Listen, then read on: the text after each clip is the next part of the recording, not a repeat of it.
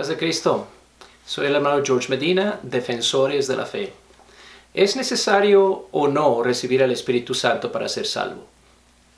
Hemos estado hablando con relación a la manera apropiada de interpretar el texto bíblico. Decíamos que un texto sin contexto es un pretexto. Y recientemente tuve la oportunidad de ver un par de videos realizados por gente supuestamente pentecostal que decían que no es necesario recibir el Espíritu Santo para ser salvo, porque, decían ellos, el versículo en el que basamos esto es Marcos capítulo 16 y el verso 16, que dice: id por todo el mundo y predicad el Evangelio a toda criatura. El que creyere y fuere bautizado será salvo, mas el que no creyere será condenado. Entonces decían, ahí ese versículo dice que con creer y ser bautizado ya soy salvo, no necesito hacer nada más. Y me sorprendió verdaderamente porque por lo menos uno de ellos parecía ser alguien de mucha trayectoria y que conoce bien la Escritura.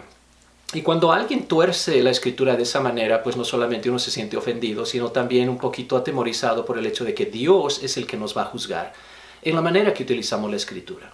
Habíamos dicho en otra enseñanza, que puede buscarla en el vínculo abajo, en la sección de comentarios, de que necesitamos nosotros tomar todo lo que la Biblia nos enseña con relación a cualquier tema. Es decir, no solamente agarrar un texto aquí, otro aquí y divorciarlos de su contexto, sino que tenemos que ver lo que el testimonio bíblico como un todo nos enseña.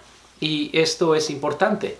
Notemos que Marcos capítulo 16, verso 16 dice que tenemos que creer y ser bautizados, pero no menciona el arrepentimiento en ningún lugar.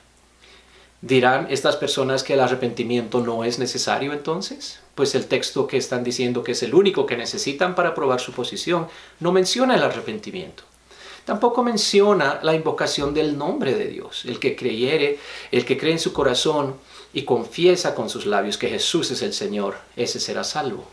O aún la manera en que Pedro lo puso en Hechos capítulo 2, citando el Antiguo Testamento: todo el que invocare el nombre del Señor será salvo. Marcos 16, 16 no habla nada del nombre ni de invocación.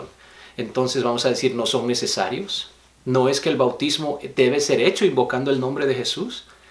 Entonces notará usted que necesitamos tomar toda la Biblia en su propio contexto para llegar a una conclusión. Y lastimosamente nos toca recordarles a estas personas que un texto sin contexto es un pretexto.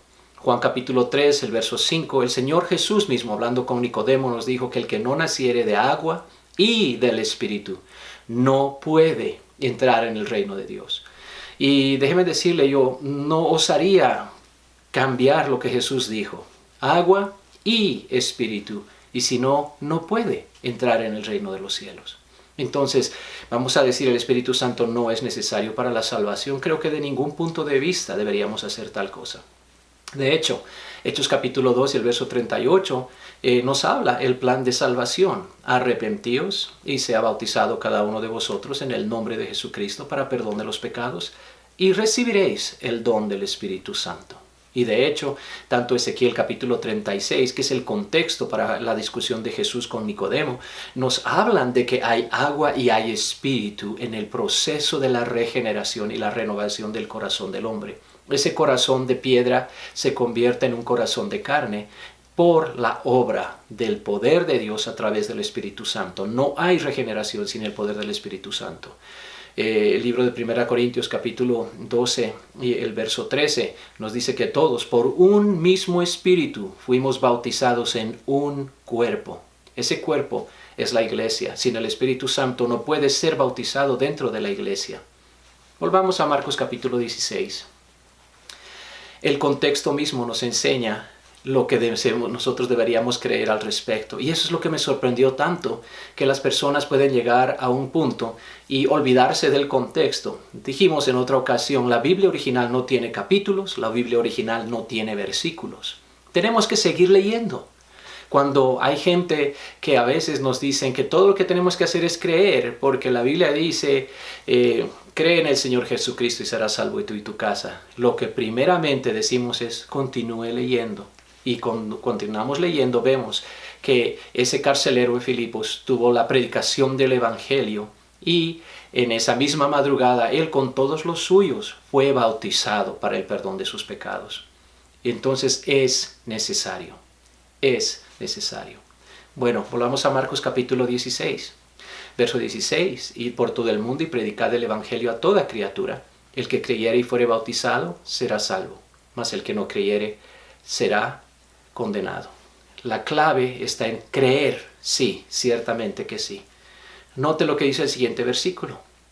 Y estas señales seguirán a los que creen. Es decir, es fácil decir yo creo, me voy a bautizar. Pero hay gente que se bautiza en incredulidad. ¿Y cómo podemos saber si realmente son verdaderos creyentes? Pues tienen que haber algunas señales, tiene que haber alguna evidencia. De la misma manera que hay evidencia cuando un niño es recién nacido, hay un ruido que anuncia la vida nueva que ha surgido en este mundo. De la misma manera, cuando el Espíritu sopla, sabemos que la persona ha recibido algo porque obviamente comienza a hablar en otras lenguas según el Espíritu le da para que hable. Y estas señales seguirán a los que creen.